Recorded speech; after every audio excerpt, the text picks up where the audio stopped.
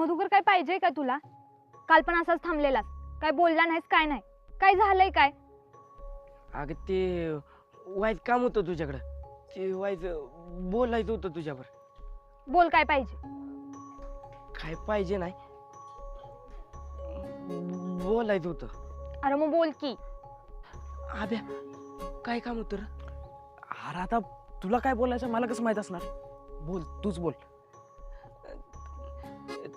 ते हे आपलं.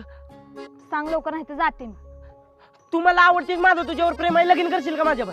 काय? अगं काय बहिरी बिरी झालीस का काय? तू मला आवडतेस, चिठ्ठी दिलेली वाचली नाहीस होय? अगं सांग की तू आहे का नाही? अगं बोल की काहीतरी.